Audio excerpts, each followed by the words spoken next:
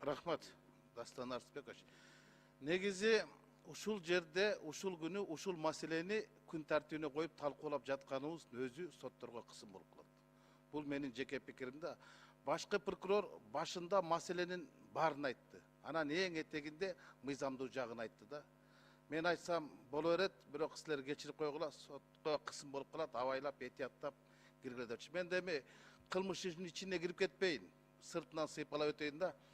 Асылбек Шарипович айтпады, уурлар отуруш керек деп. Туура. Деген депутаттар эмес, жеген чиновниктер отурушу керек. Ошолор жоопкерчилик тартыш керек. Анан Каныбек Капашович айтып кетти.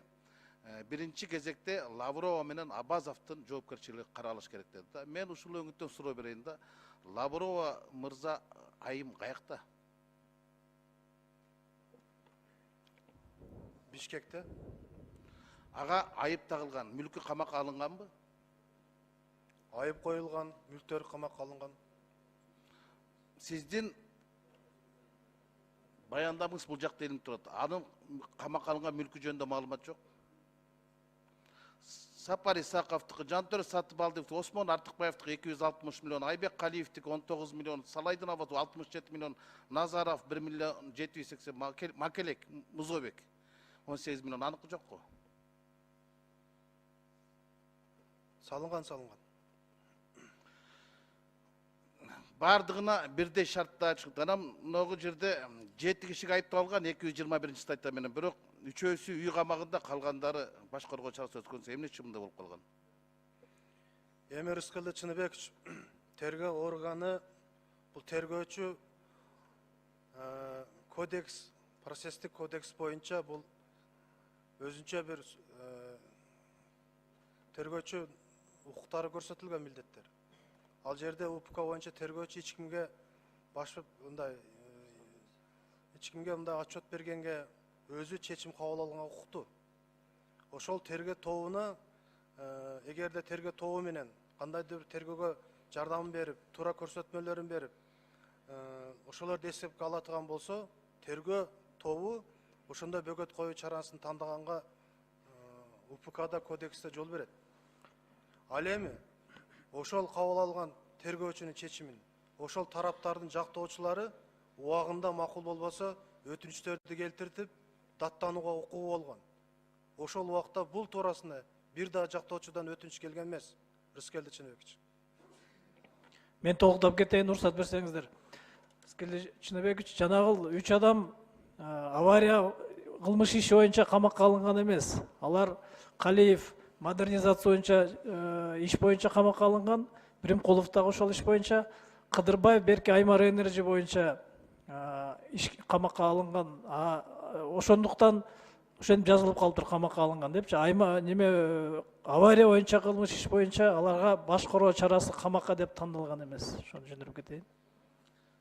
Жетөөнө тең 221-чи кылмыш эмеси менен 4-пункт, 1-2 пункт менен айып тагып атпайсыңар? Ооба. Ана башкаруу чарасы башка болот атпайбы? Жок, башкаруу чарасы башка иш менен тамдалган. Башка кылмыш иш мененчи. Могул авария менен эмес, ал жерге туура эмес маалымат жазылып калса керек. А так башкаруу чарасы башка кылмыш иш менен тамдалган. Анда Өткүрбек Асылбекович, анда өзүңүзгө бир тийишип кетейин анда. Тергөөчүлөр өздөрү чечим кабыл алат дейсизби? Шадиевди качырып жүргөн тергөөчүнүн кыймыл аракетинде кылмыштын составы барбы анда?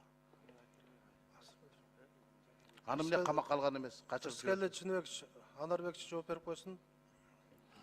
Урматтуу Рыскелди Чыныбекович, мен буга чейин дагы айтып жүргөм. УКМК органдары ал кишиге 28 мартта материалдарын башкы прокуратурага өткөрүп берген. Ал кезде башкы прокурордун кызматын башка киши ээлеп турган. Анан бир билесиз да, мыйзам депутаттын үстүнө жалаң эле башкы прокурор козгойлот ишти. Анан ошол кезде кылмыш иш жок болчу. Эчтеке чара биз кабыл алмак эмеспиз.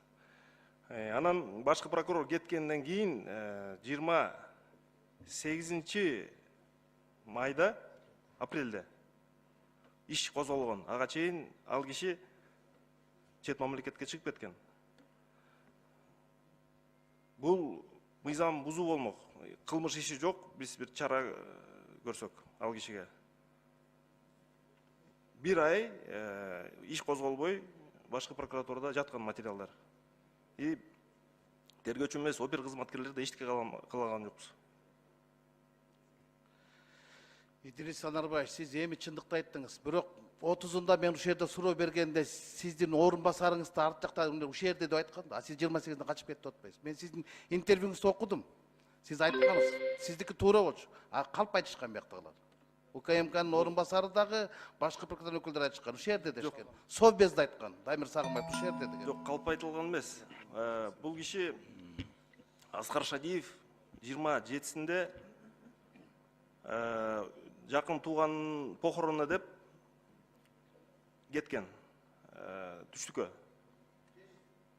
Лейлеке, өзүнүн айылына, кичи мекенине. Чек арадагы жабык болчу ал кезде, эми билесиздер да. Чек ара КППлардан өткөн эмес ал ошол кезде. Бизде ыкчам маалымат бар эле, качып кетти деген. Бирок туугандары өзгөчө келинчеги айтып атты. Ал дарыланып атат деп. Биз далил жок, маалыматты айта алган жокпуз. 29-ында, 30-ында эле биз Тажикстандан расмий түрдө алдык учуп кеткен жөнүндө. Дипломатический паспорт менен учуп кеткен Москвага. Ошондо гана. Рұқсат берсеңіз. Мен дағы қосымшылы. Рыскел Чынбекович, эгерде АКС директору Исмаилов, кешіріп қойсыңар. Эгерде биринчи материалдарды біз Генеральный прокуратураға жибергенибизде, ошондо ишти козгоп бергенде, ошол кезде мурунку генеральный прокурор Шадиев эшеге качмак эмес. 20 күндөн ашык. Шадиев ошол мезгил менен пайдаланып, качып да кетти, мүлктөрүн башка подставной адамдарга да оформленип кетти. Ошол ишти азыр алып баратабыз. Кайра анча-мынча объекттерди кайтарып атабыз.